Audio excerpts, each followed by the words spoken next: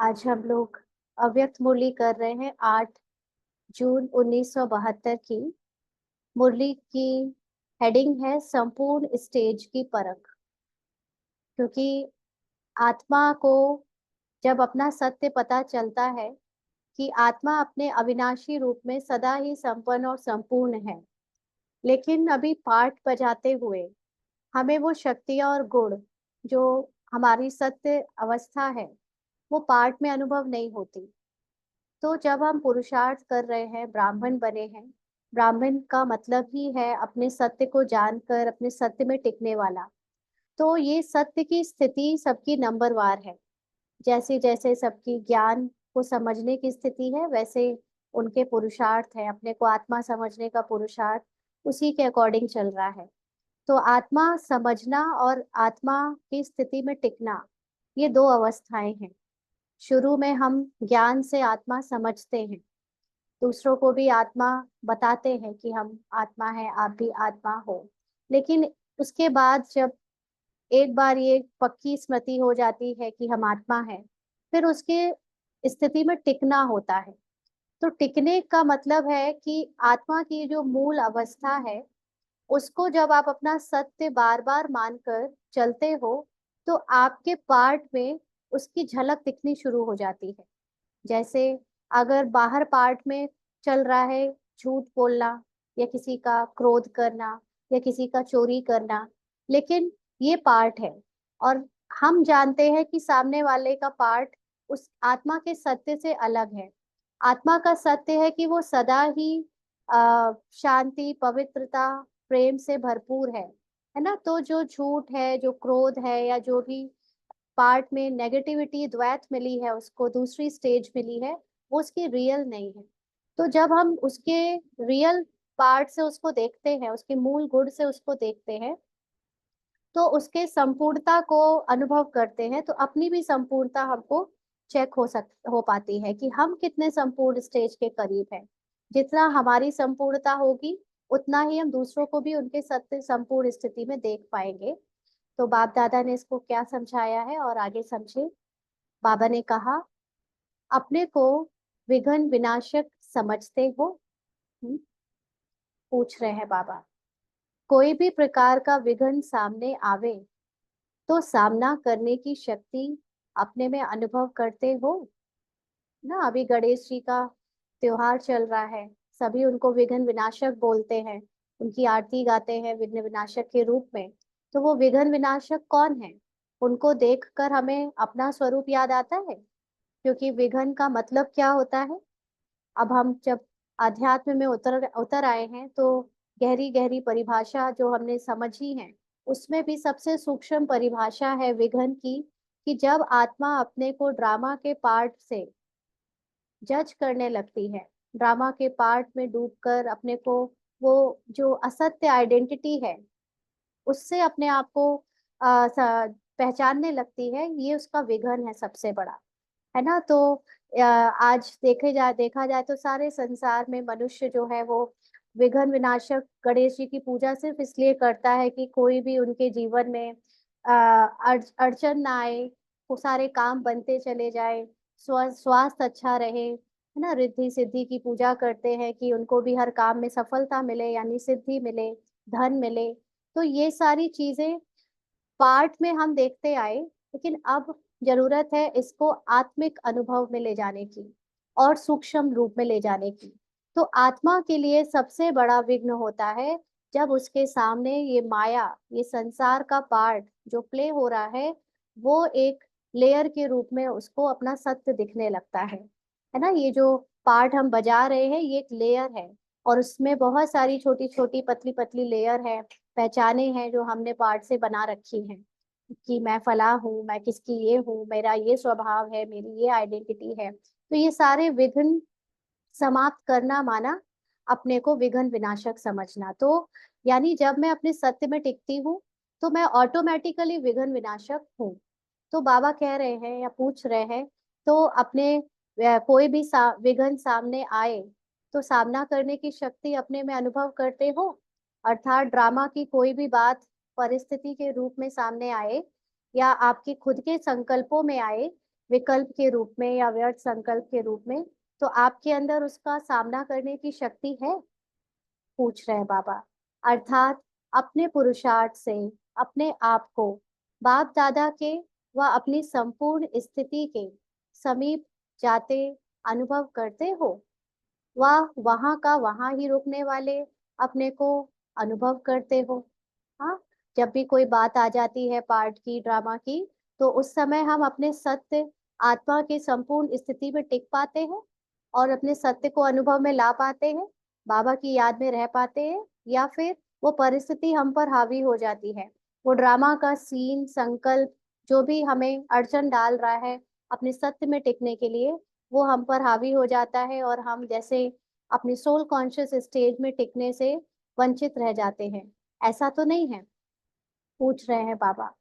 तो जैसे राही कभी रुकता नहीं है, ऐसे ही अपने को रात के राही समझ चलते रहते हो, क्योंकि ब्राह्मण जीवन में या कोई भी आध्यात्मिक जीवन में सबसे बड़ी जो प्रॉब्लम आती है वो है कंसिस्टेंसी की, है ना? क्योंकि ये पुरुषार्थ ऐसा है जिसमें कई बार बहुत सारी अड़चन तो आती ही है ना? आप इतनी नियम मर्यादाओं पे चलते हो तो वो भी सामने से देहधारी अड़चन बीच में डालते हैं।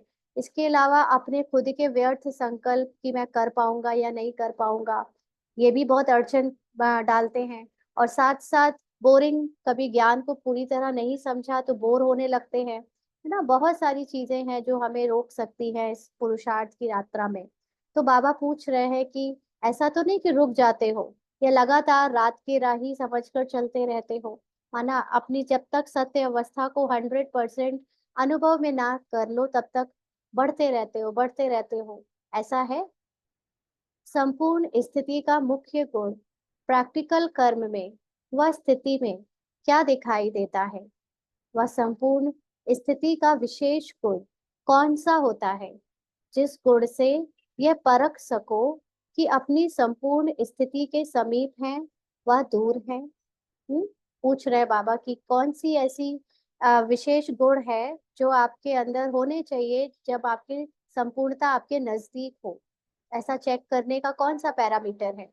तो बाबा ने कहा कि अभी 1 सेकंड के लिए अपनी संपूर्ण स्थिति में स्थित होते हुए फिर बताओ कौन सा विशेष गुण संपूर्ण स्टेज को व स्थिति को प्रत्यक्ष करता है। 10 सेकंड के लिए सभी स्थिति में स्थित होकर सोचे कि अगर मैं अभी जस्ट संपूर्ण में हूँ, संपूर्णता को अनुभव कर रही हूँ, तो मेरे पार्ट में ऐसी कौन सी स्टेज होनी चाहिए, क्या स्थिति होनी चाहिए?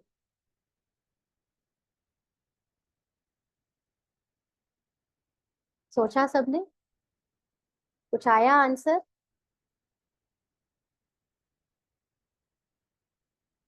हम्म, संतुष्टता। ओके। और किसी का कोई आंसर जो कल की क्लास में नहीं थे वो बताएंगे? कल वालों ने तो आधी थोड़ी सुन ली थी।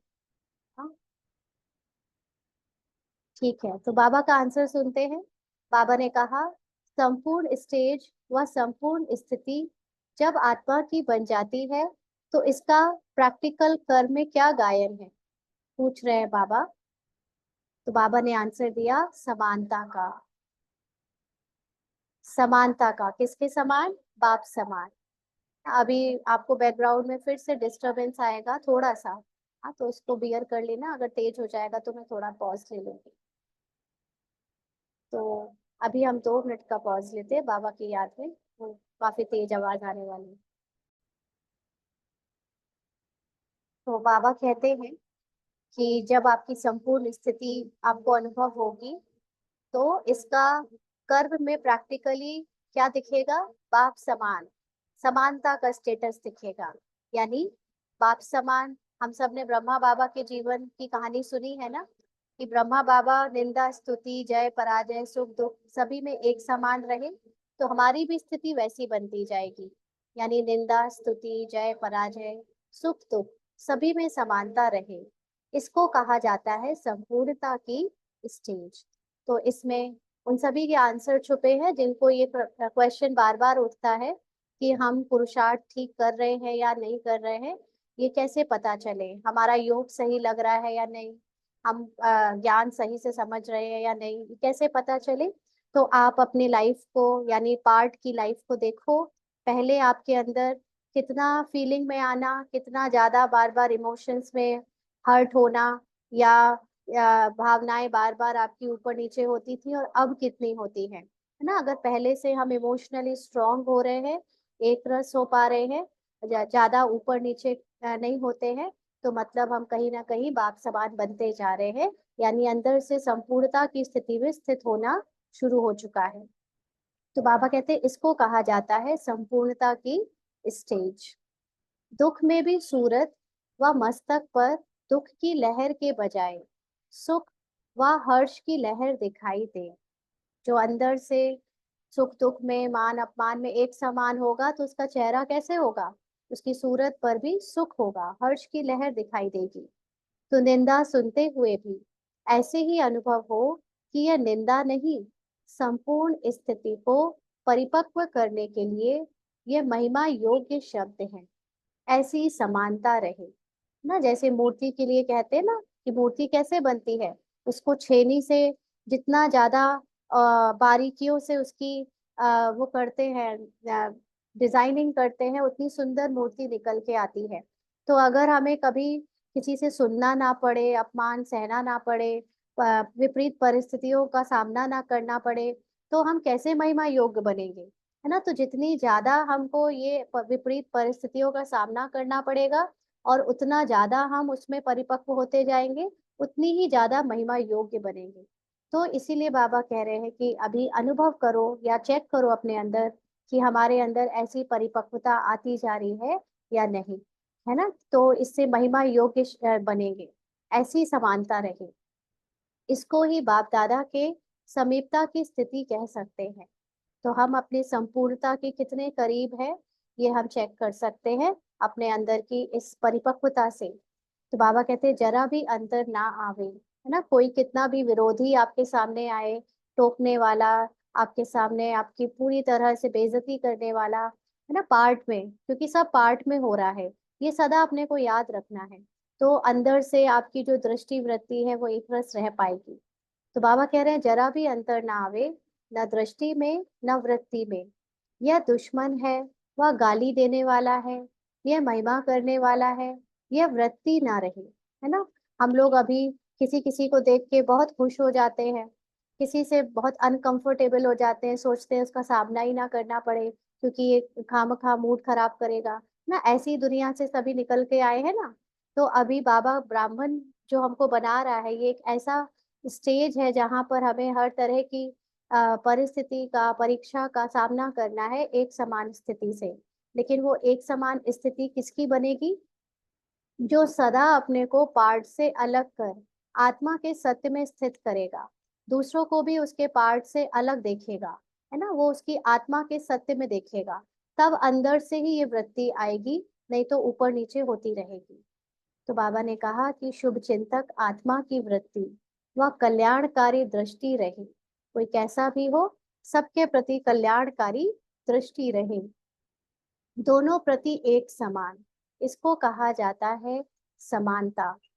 समानता अर्थात बैलेंस ठीक ना होने के कारण अपने ऊपर बाप द्वारा ब्लिस नहीं ले पाते हैं।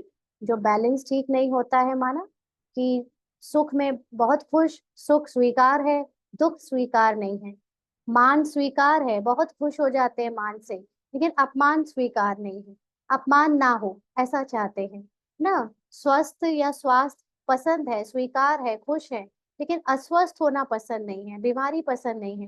तो ये बैलेंस नहीं हुआ। हम जितना अच्छे से अपने हेल्थ को एंजॉय करते हैं, उतना ही कभी अपनी डिजीज या इल बॉडी को भी इंजॉय करें। हम जितना अच्छे से गुड न्यूज को एंजॉय करते हैं, उतने ही अच्छे से बैड न्यूज को भी एंजॉय करें। एंजॉय तो दोनों में ही क्या, न्यूट्रल रहे, ना दो या बहुत ज्यादा ना बहुत कम, है ना, न्यूट्रल रहना। तो ये बैलेंस जो है वो ठीक ना होने के कारण फिर क्या होता है कि अपने ऊपर बाप द्वारा ब्लिस नहीं ले पाते हो। अब बाबा की ब्लिस तो हम पे सदा ही पड़ती है ना, बाबा की जो आनंद की किरणें हैं या बाबा का जो आनंद की अवस्था है, वो हमारी भी रहती है, लेकिन हम क्योंकि पार्ट से अपनी पहचान बना लेते हैं कि पार्ट में मेरी बेइज्जती हुई, पार्ट में मैं बीमार हूँ, पार्ट में मुझे सुख दुख हो रहा है, तो उसके कारण जो रियल आत्मा का सत्य है उसका आनंद अंतर में अनुभव नहीं हो पाता है। तो बाप जैसी अवस्था नहीं बन पाती है। बाप ब्लिसफुल है ना। अगर अपने ऊपर ब्लिस करनी है, वह बाप की ब्लिस लेनी है, तो इसके लिए एक ही साधन है, सदैव दोनों बातों का बैलेंस ठीक रहे। तो जैसे स्नेह और शक्ति दोनों का बैलेंस ठीक रहे, तो अपने आप को ब्लिस व बाप की ब्लिस मिलती रहेगी। बैलेंस ठीक रखना नहीं आता है, जैसे वह नट होते हैं ना, उसकी विशेषता क्या होती है बैलेंस की? वो दिखाते हैं ना, डोरी के ऊपर नट चलता है, तो वो कैसे चलता है, घूमता है, रहता है, गिरता नहीं है, जब तक बैलेंस बना रहता है तब तक। और जैसे ही बैलेंस गया, वो नीचे गिर जाता है डोरी से। तो ऐसे ही जो मन की स्थिति है, वो कब गिरती है? जब हम अपने आत्मा के सत्य को भूल जाते हैं और पाठ से, मन की अवस्था से, या बुद्धि ने जो जज किया उससे प्रभावित हो जाते हैं। तो बाबा कह रहे हैं कि बात साधारण होती है, लेकिन कमाल बैलेंस की होती है ना। कोई भी बात आई, वो हुई, साधारण का मतलब होता है ड्रामा ना। बाबा के, जब भी बाबा साधारण बात यूज करे तो समझना चाहिए कि बात ड्रामा में हुई, बात स्क्रिप्ट में हुई, एक कहानी में जो लिखी लिखाई स्टोरी है उसके अकॉर्डिंग हुई। लेकिन आपने अपनी आत्मिक अवस्था को भूल गए तो बैलेंस खो दिया। लेकिन उस समय अगर बात कितनी बड़ी से बड़ी हो जाए, है ना, जैसे अभी हम लोग देख रहे हैं चारों तरफ देश विदेश में उथल पुथल मची हुई है, कितने सारे बड़े बड़े नेता, बड़े बड़े वीआईपी भी जो है आए दिन बेइज्जती हो रही है, आए दिन उनको उनकी गद्दी से उतार दिया जा रहा है, आए दिन उनके ऊपर हर तरह की सामने से विरोध और निंदा ग्लानि सब हो रहा है, चाहे वो कोई भी है ना। लेकिन वो उस सब को सहते हुए भी कैसे आगे बढ़ते चलते रहते हैं। तो यहाँ पर वो सब कहाँ चल रहा है, ये सब कहाँ हो रहा है? ये सब ड्रामा में हो रहा है, बनी बनाई स्क्रिप्ट में हो रहा है। अब जिनको ये ड्रामा, जिनको ये स्क्रिप्ट जैसी कोई बात नहीं पता, वो भी कितने अच्छे से एंजॉय कर लेते हैं और उसको प्ले कर रहे हैं अपनी लाइफ में, है ना। लेकिन हम ब्राह्मण्स बहुत ज्यादा सेंसिटिव, बहुत ज्यादा निंदा स्तुति और मान अपमान की बातों से प्रभावित होने वाली जीवन से निकल कर आए हैं, इसीलिए हमारा बैलेंस अक्सर खो जाता है ना। तो बाबा हमको यही बताने आया है, या ये बताना चाह रहा है कि बात साधारण होती है, माना ड्रामा की होती है, बात कहानी की होती है, और समझ लेते हो कि वो ही तुम्हारी सच्चाई है, यानी अपना बैलेंस खो देते हो। तो कमाल क्या है बैलेंस का? यानी कमाल है उस समय याद आ जाना कि ये जो हो रहा है वो बाहर हो रहा है, मुझ आत्मा का तो कोई कुछ नहीं बिगाड़ सकता, क्योंकि आत्मा को तो कोई जानता भी नहीं ना। उसके ऊपर जो लेयर्स पहन रखी हैं पहचानों की, वो उसमें कुछ भी होता रहे, लेकिन वो मेरा सत्य नहीं है। तो जैसे खेल देखा ना, नट का, यहाँ भी कमाल बैलेंस ठीक रखने की है ना। ब्राह्मण जीवन में भी कौन आगे बढ़ता है? जो यहाँ बैलेंस ठीक रखता है, माना फीलिंग्स में नहीं आता, बात बात पे हर्ट नहीं होता, अंदर से अपनी स्टेज को सही रखता है। अब यहाँ पे दो तरह के पुरुषार्थी हो सकते हैं। एक तो वैसे जो जैसे वो बाहर की दुनिया के भी होते हैं, कि हम देखते हैं कि कई जगह पर बहुत सारे लोग ऐसे हैं जो हर तरह की बात को सहज ही पार कर लेते हैं, उनको ज्यादा फर्क नहीं पड़ता निंदा स्तुति का, वो पार कर जाते हैं ना। कुछ लोग बहुत सेंसिटिव होते हैं, बहुत अपने आप को हर चीज के लिए जिम्मेवार ठहराते हैं, अपनी गलती ढूंढते हैं, उसको सही करने की कोशिश करते हैं, तो उसमें बहुत परेशान हो जाते हैं। तो ब्राह्मण जीवन में भी जो कमाल है, वो ऐसी आत्माओं की है जो कुछ भी ड्रामा में आए, सीन में कितना भी बड़े से बड़ा हिलाने वाला सीन आए, लेकिन अंदर से आत्मा जानती है कि ये ड्रामा है, ये सब झूठ है, ये सपना है। इसका सत्य जो है वो उसमें आत्मा स्थित हो जाए।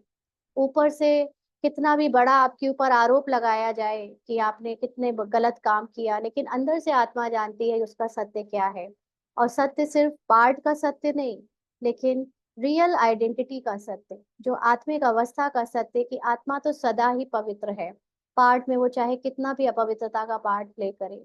तो ये यहाँ पर जो जितना याद रखेगा, इस बात का बैलेंस रखेगा, उसकी उतनी ही यहाँ पर कमाल है ना। तो इसलिए बाबा कहते हैं कि बैलेंस ठीक नहीं रखते हो, माना भूल जाते हो अपनी आत्मिक अवस्था को और पाठ को देखने लगते हो, तो महिमा सुनते हो तो और ही नशा चढ़ जाता है और ग्लानि से घृणा आ जाती है। यानी पाठ में देखा महिमा हो रही है तो मन ने बहुत अंदर ही अंदर खुशी के नगारे बजने लगे, और देखा कि ग्लानि हो रही है तो जो ग्लानि कर रहा है उससे नफरत हो गई ना। तो ये दोनों चीजों में ही आत्मा प्रभावित हो रही है। तो बाबा कहते हैं वास्तव में एक्चुअली आत्मा प्रभावित नहीं हो रही है, हो रहा है मन प्रभावित। लेकिन मन ने क्योंकि अपनी आइडेंटिटी आत्मा ने अपनी आइडेंटिटी मन से बना ली है, इसलिए वो दोनों चीजों से प्रभावित होता हुआ फील कर रही है। तो वास्तव में ना महिमा का नशा, ना ग्लानि से घृणा आनी चाहिए, दोनों में बैलेंस ठीक रहे तो फिर स्वयं ही साक्षी होकर अपने आप को देखो तो कमाल अनुभव होगी ना। ये हम चेक कर सकते हैं अपने पुरुषार्थ से, पिछले जब भी जो भी ज्ञान में चल रहा है जब से, कि पहले हम कितना डिस्टर्ब हो जाते थे, पहले हम कितना प्रभावित हो जाते थे, और अब हम कितना पहले से बेहतर हो गए, बेटर हो गए, मतलब हमारी अवस्था अच्छी होती जा रही है, यानी हम अपनी संपूर्णता के करीब पहुंचते जा रहे हैं।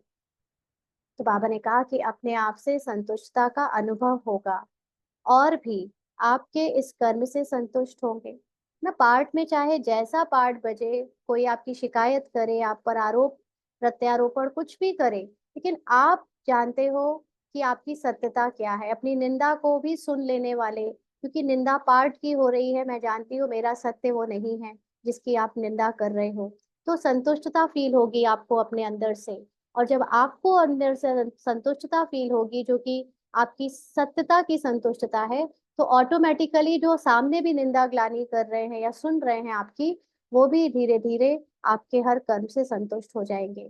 क्योंकि जब तक हम प्रभावित होते हैं तब तक वो भी आपके ऊपर उसी दृष्टि से आपको देखते हैं जिस दृष्टि से मैं अपने को देख रही हूँ, है ना। तो इसी पुरुषार्थ की कमी होने के कारण, बैलेंस की कमी के कारण ब्लिसफुल लाइफ जो होनी चाहिए वह नहीं है।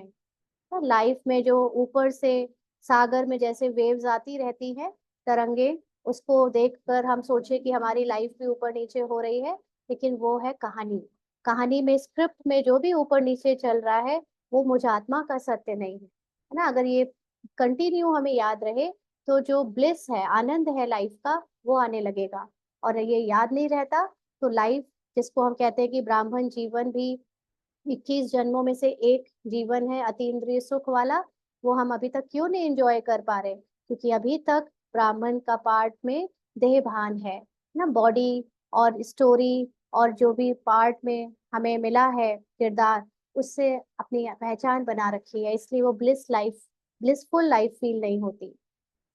तो अब क्या करना पड़े, पूछ रहे हैं बाबा। बैलेंस ठीक रखो। कई ऐसी दो दो बातें होती हैं, न्यारा और प्यारा, महिमा और ग्लानि।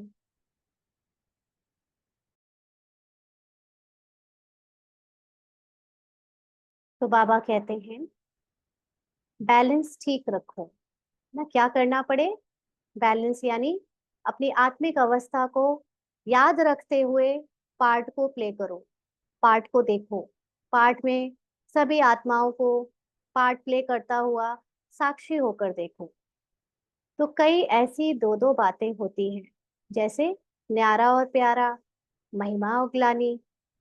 तो तुम्हारा प्रवृत्ति मार्ग है ना, आत्मा और शरीर भी दो है, बाप और दादा भी दो हैं, दोनों के कर्तव्य से विश्व परिवर्तन होता है। तो प्रवृत्ति मार्ग अनादि अविनाशी है ना। प्रवृत्ति में क्या होता है, हर चीज दो दो होती है। तो प्रवृत्ति का मतलब सिर्फ घर गृहस्थी नहीं, लेकिन बाबा उसको और भी चीजों से मैच कर रहा है ना, बाप और दादा, जैसे आत्मा और शरीर। तो ऐसे ही बाबा कहते हैं कि लौकिक प्रवृत्ति में भी अगर एक ठीक चलता है, दूसरा ढीला होता है, बैलेंस ठीक नहीं होता है, तो खिटखिट होती है, समय वेस्ट जाता है। तो जो श्रेष्ठ प्राप्ति होनी चाहिए वह नहीं कर पाते हैं। एक पांव से चलने वाले को क्या कहा जाता है? लंगड़ा। वह हाई जंप दे सकेगा? वह तेज दौड़ लगा सकेगा? पूछ रहे हैं बाबा। लगा सकेगा अगर एक ठीक होगा और एक दूसरा खराब होगा? नहीं ना। तो इसमें भी, इसमें मतलब पुरुषार्थ में, पुरुषार्थ मतलब अपने को आत्मा समझ कर पार्ट बजाने में अगर समानता नहीं है, या तो पार्ट में पूरा डूब जाते हो, या पूरी तरह अपने को आत्मिक स्थिति में अनुभव करने के लिए पार्ट से न्यारे हो जाते हो, मतलब पार्ट को ही बदलना चाहते हो, या पार्ट में बिल्कुल ही सब कुछ छोड़ देना चाहते हो, वैरागी बन जाना चाहते हो, खास तौर से हद के वैरागी जैसे होते हैं ना। तो ऐसे पुरुषार्थी को क्या कहा जाएगा? पूछ रहे हैं बाबा। अगर पुरुषार्थ में एक चीज की प्राप्ति अधिक होती है और दूसरे की कमी महसूस करते हैं, तो समझना चाहिए कि हाई जंप नहीं दे सकेंगे, दौड़ नहीं सकेंगे। तो जब हाई जंप नहीं दे सकेंगे, दौड़ नहीं सकेंगे, तो संपूर्णता के समीप कैसे आएंगे? माना ऊपर ऊपर से हम, मान लीजिए सेवाओं के द्वारा खुशी लेने की कोशिश कर रहे हैं, लेकिन सेवाओं में शांति नहीं मिल रही है।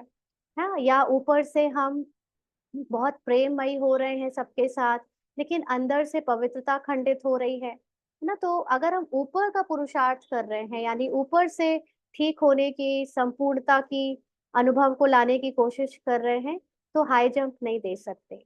हाई जंप का मतलब है आत्मा जब पार्ट से न्यारी होकर पार्ट बजाए और अपनी आत्मिक अवस्था को निरंतर अनुभव करे, है ना। तो अगर हम ऊपर से करेंगे चेंज करने की, तो नहीं दे सकते, तो सोल कॉन्शियस स्टेज में नहीं टिक सकते। तो संपूर्णता के समीप कैसे आएंगे? यह कमी आ जाती है जो स्वयं भी वर्णन करते हो। स्नेह के समय शक्ति मर्ज हो जाती है, शक्ति के समय स्नेह मर्ज हो जाता है।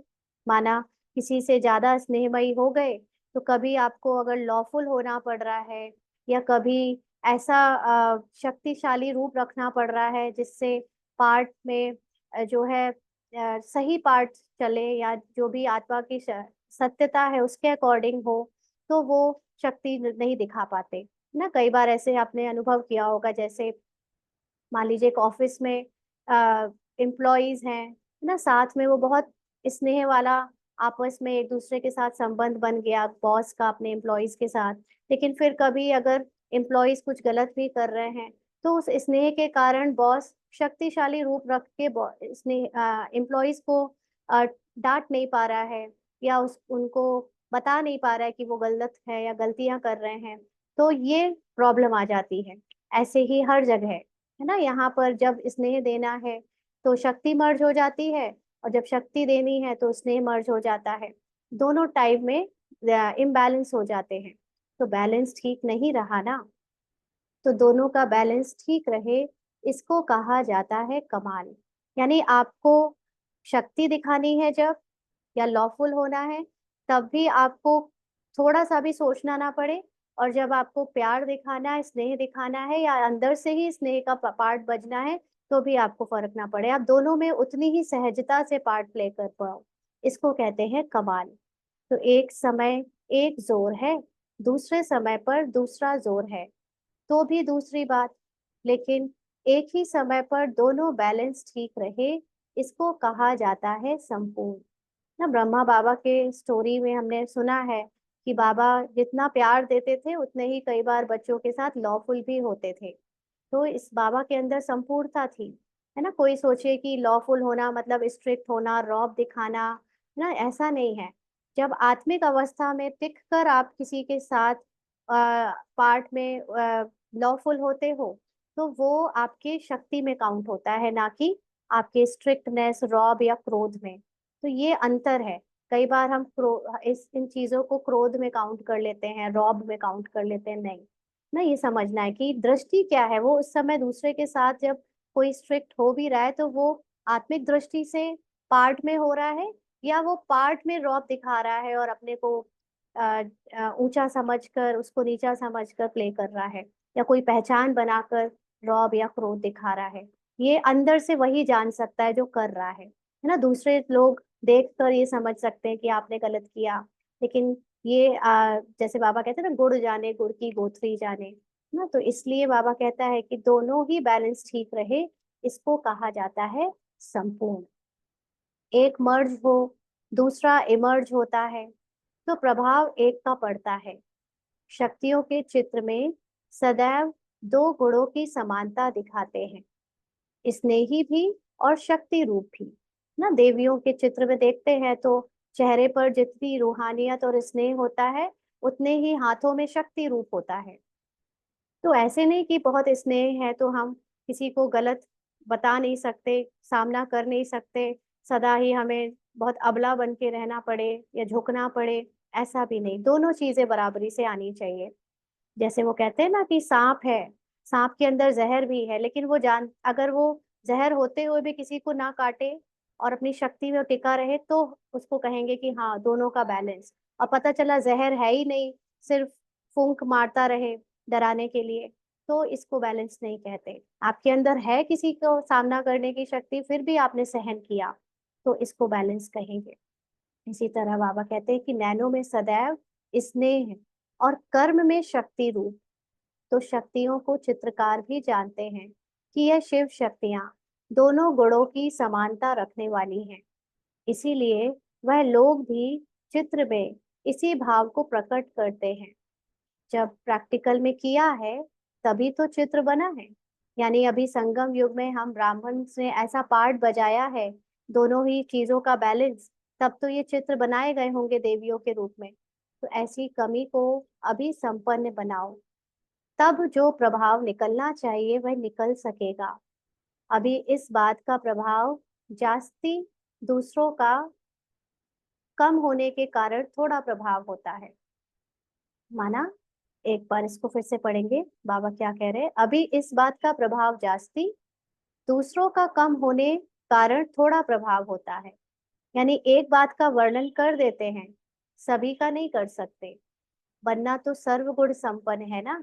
यानी हमारे अंदर जो खास गुण है या खास शक्ति पार्ट में हमें अनुभव होती है, उसको तो हम हाईलाइट कर देते हैं। और जो कम जिस बात में पार्ट में कमजोर हैं, उसको हम छुपाते हैं, है ना, उसको शैडो में ले जाते हैं। जबकि जो आत्मा अपने सत्य में स्थित है, उसको पता है कि उसके अंदर है ही सर्वगुण, वो किसी चीज में कम नहीं है। लेकिन क्योंकि पार्ट से पहचान बना रखी है, तो अपने आप को किसी में कम किसी में ज्यादा समझते हैं। तो ऐसे संपूर्णता को समीप लाओ, यानी उस स्मृति में टिको कि तुम हो ही संपूर्ण, तुम हो ही आत्मा जिसकी संपूर्णता बाप समान है।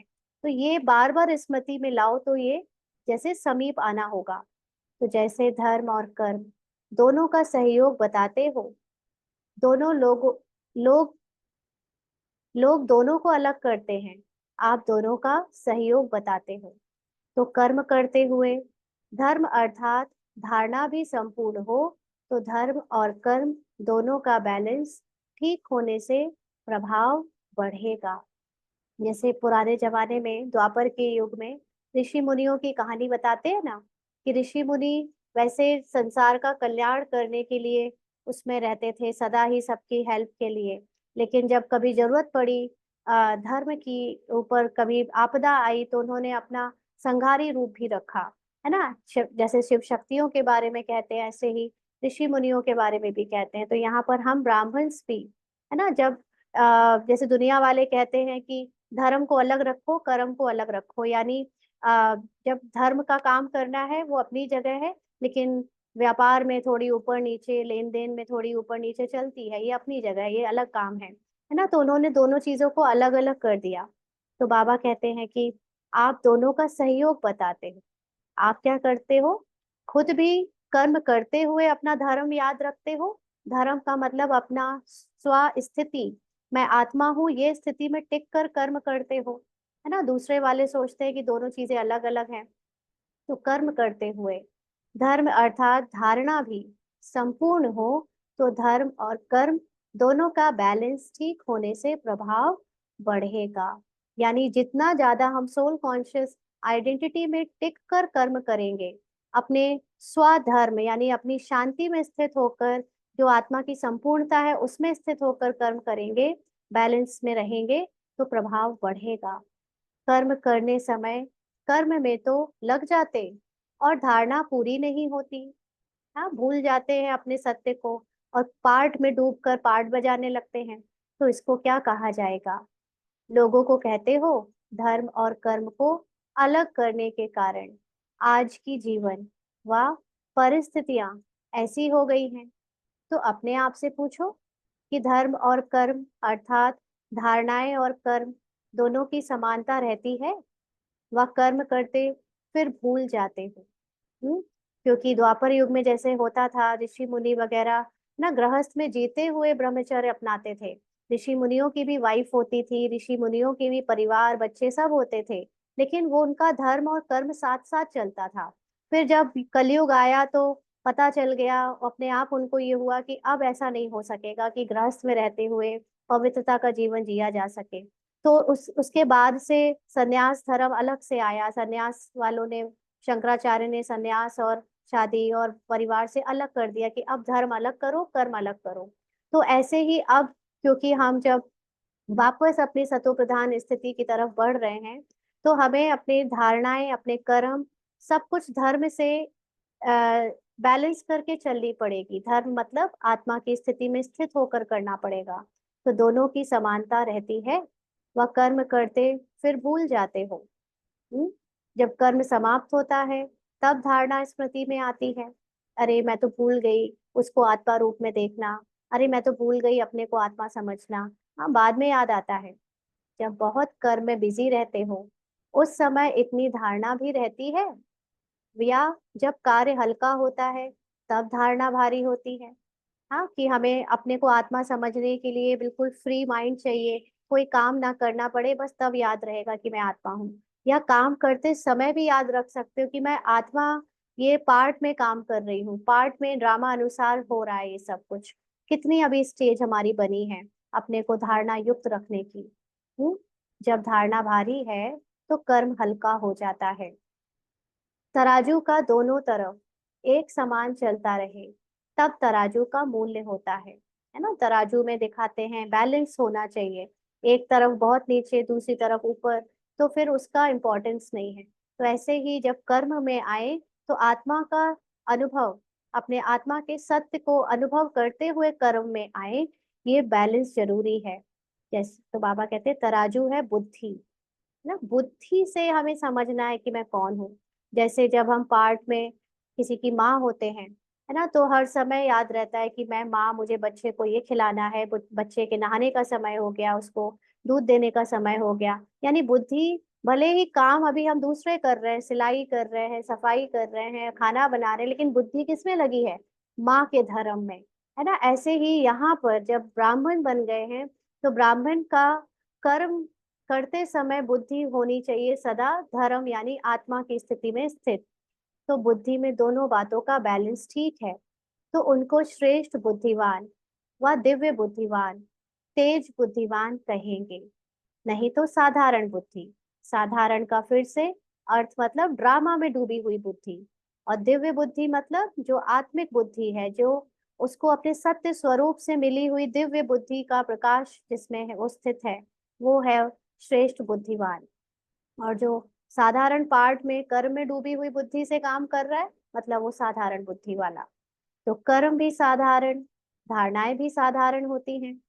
तो साधारणता में समानता नहीं लानी है, लेकिन श्रेष्ठता में समानता हो।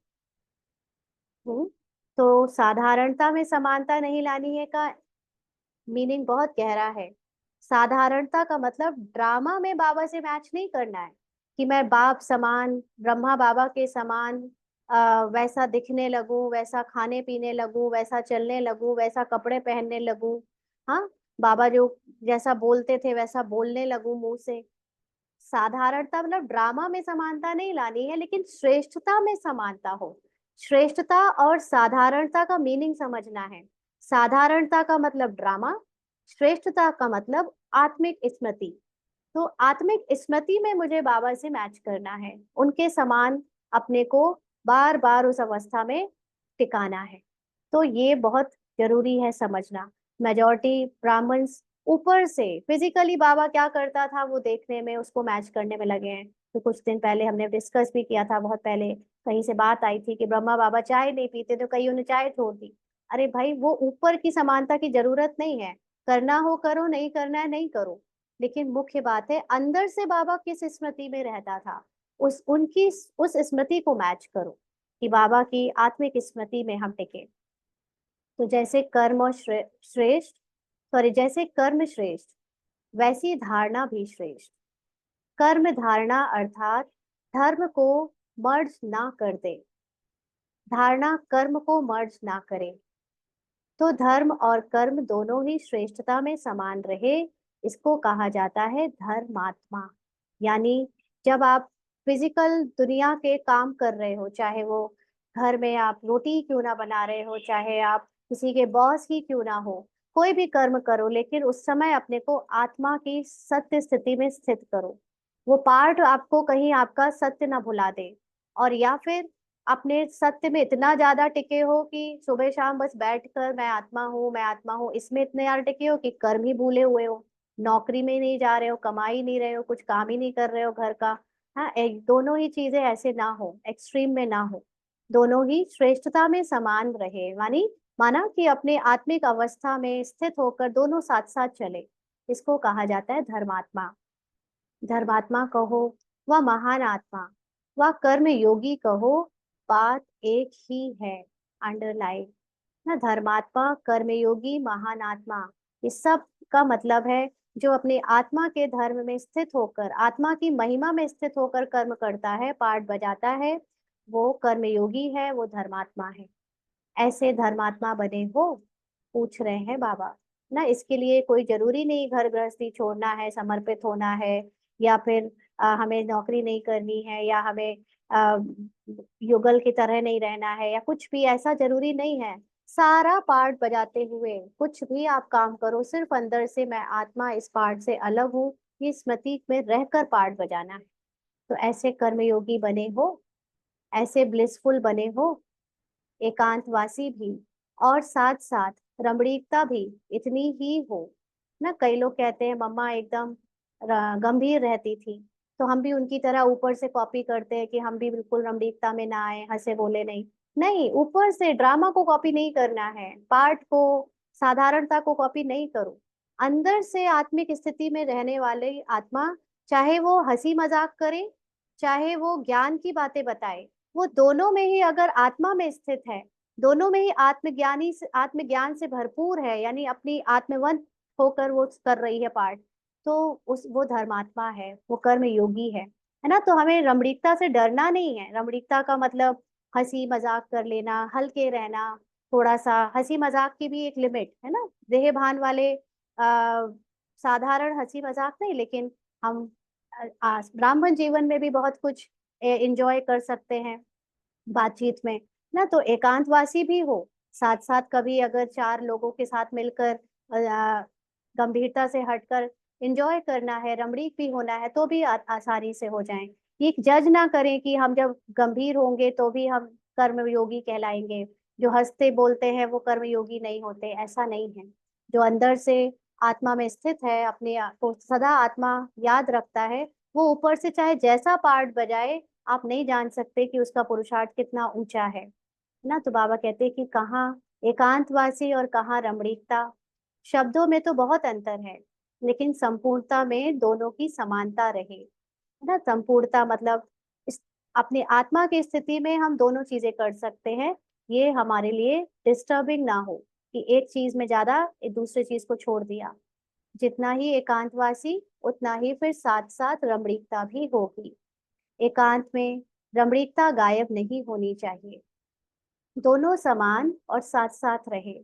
आप जब रमणीकता में आते हो तो कहते हो अंतर्मुखता से नीचे आ गए ना। कई बार ये कंप्लेन होती है गृहस्थियों को कि हम फैमिली वालों से जब मिलते हैं, उनसे बातचीत करने लग जाते हैं, तो हम थोड़ा सा ज्यादा उसमें चले जाते हैं, रमणीकता में, तो भूल जाते हैं, अपने सत्य में स्थित नहीं हो पाते हैं। या कई बार सोचते हैं कि ज्यादा हंसी मजाक कर लिया तो उन्होंने आपको मिसअंडरस्टैंड कर लिया कि पुरुष मतलब ये तो अब हमारे जैसे ही हो गए।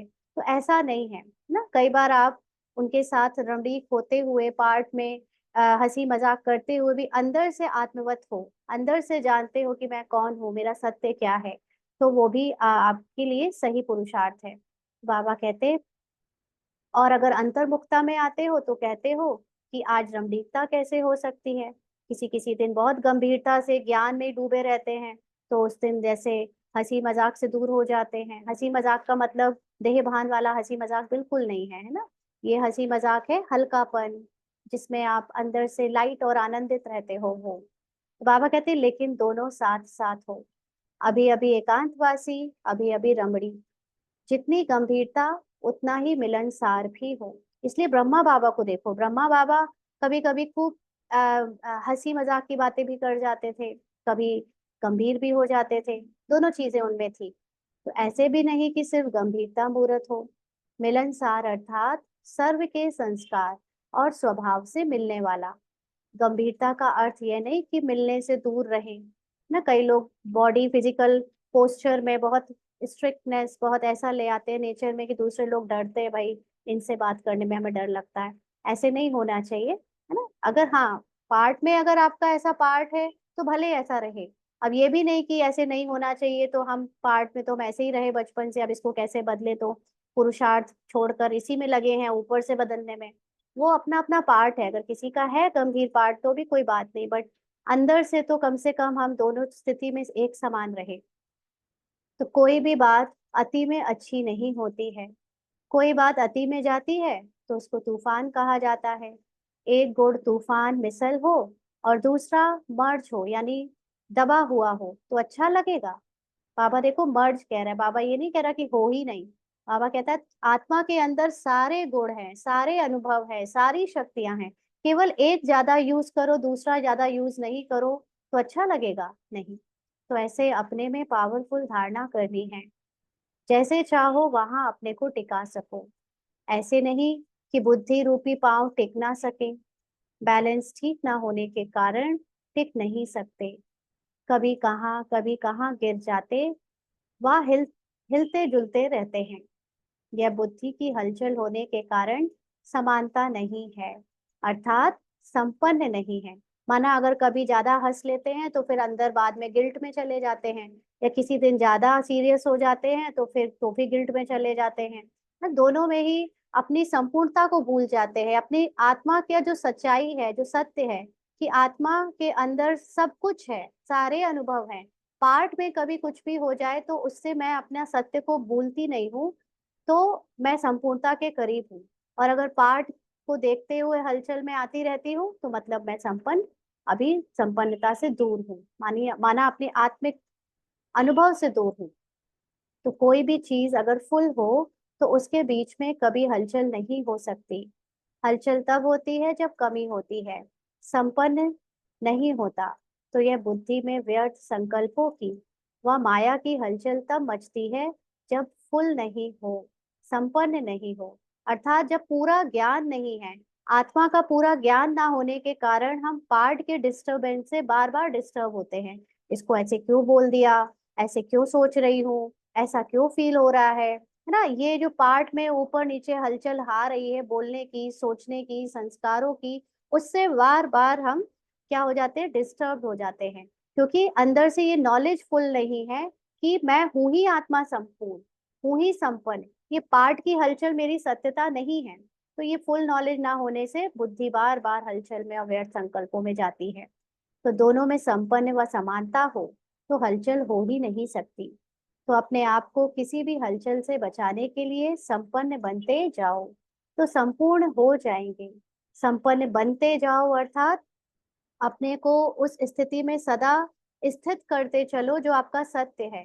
जो झूठ है, जो पार्ट है, जो ड्रामा है, कहानी है, उससे अपने को न्यारा करते जाओ। तो पार्ट में भी आपको अपनी संपूर्णता अनुभव होने लगेगी। संपूर्ण स्थिति व संपूर्ण स्टेज अर्थात संपूर्ण वस्तु का प्रभाव ना निकले, यह तो हो ही नहीं सकता। तो जैसे जैसे हमारी पुरुषार्थ में सोल कॉन्शियस स्टेज बढ़ती जाएगी, हमारा प्रभाव भी बढ़ता जाएगा। अगर ऐसा को हो नहीं सकता कि कोई चीज परफेक्टली बनी हो, परफेक्शन की तरफ हो और उसको कोई नोटिस ना करे। जैसे चंद्रमा भी जब 16 कला संपूर्ण हो जाता है तो ना चाहते हुए भी हर एक को अपनी तरफ आकर्षित करता है। कोई भी वस्तु संपन्न होती है तो अपने आप आकर्षण करती है। तो संपूर्णता की कमी के कारण विश्व की सर्व आत्माओं को आकर्षण नहीं कर पाते हो, है ना, क्योंकि खुद को पार्ट में, ड्रामा में, कहानी में फंसा हुआ देखकर वो मन बुद्धि से अपनी पहचान बना लेते हो। आत्मा की सत्य में टिक नहीं पाते हो क्योंकि नॉलेजफुल नहीं हो, तो सभी आत्माओं को आकर्षण नहीं कर पाते हो। तो जितनी आप अपने में कमी है, उतना आत्माओं को अपनी तरफ कम आकर्षित कर पाते हो। यानी जितना अपने को कमजोर समझते हो पाठ के अनुसार, उतना ही कम आत्माएं आपसे आकर्षित होती हैं। चंद्रमा की कला कम होती है तो किसी का अटेंशन नहीं जाता है। जब संपूर्ण हो जाता है तो ना चाहते हुए भी सभी का अटेंशन जाता है।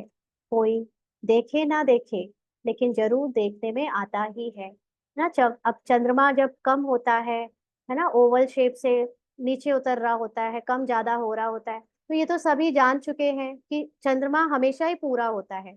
इट जस्ट के ऊपर ग्रहण लगा है, एक दूसरा छाया है उसके ऊपर, जिसकी वजह से वो पूरा जो राउंड सर्कल है उसका दिख नहीं रहा है।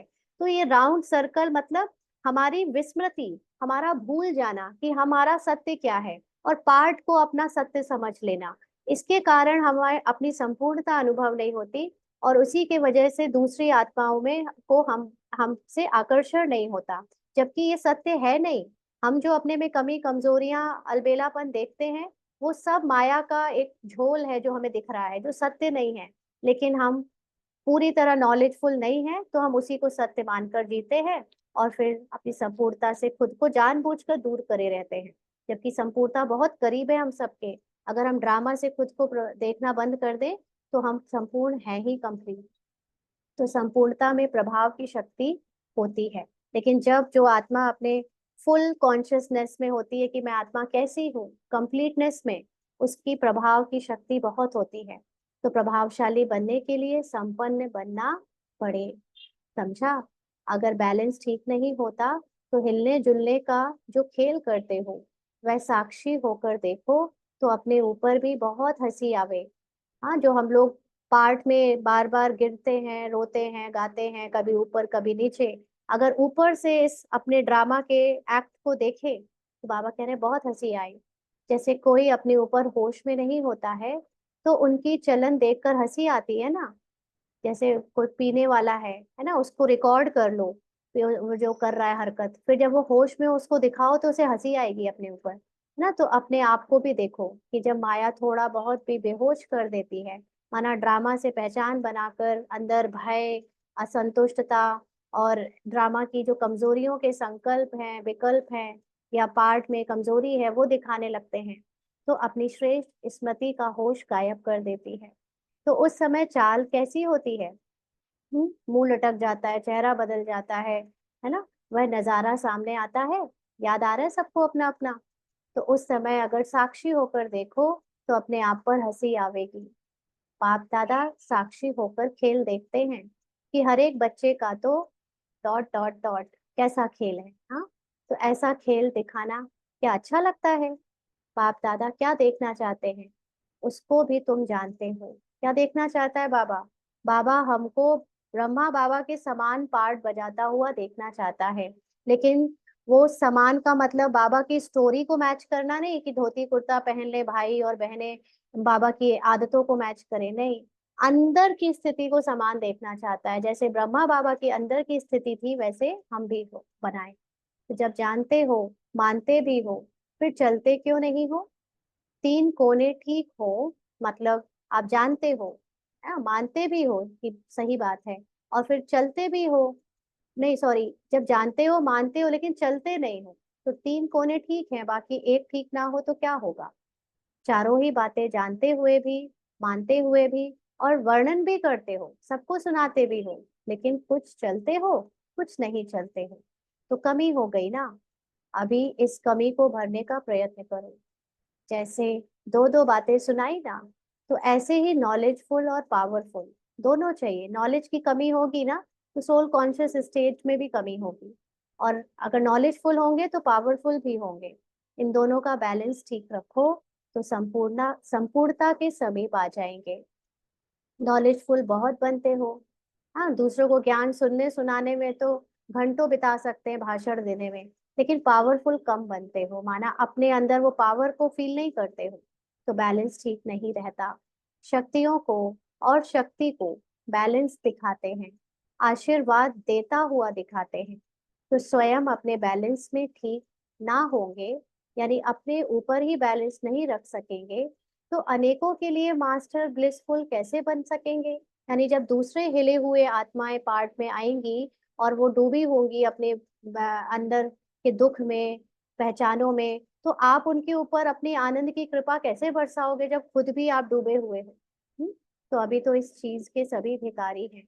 ब्लिस के वरदानी और महादानी शिव और शक्तियों के सिवाय कोई नहीं है। यानी जो ज्ञान है नॉलेजफुल का, वही हमको जो आनंद देता है, वो हमारे सिवा और बाबा के सिवा और कोई नहीं दूसरों को बता सकता या उससे वो अनुभव करा सकता। तो जिस चीज के वरदानी व महादानी है, वह पहले स्वयं में संपन्न होगी, तभी तो दूसरों को दे सकेंगे, है ना? तो मास्टर नॉलेजफुल, ब्लिसफुल और इतना ही फिर केयरफुल श्रेष्ठ आत्माओं को नमस्ते। हम रूहानी बच्चों की रूहानी बाप दादा को याद प्यार और नमस्ते बाबा। शुक्रिया। Thank you Baba.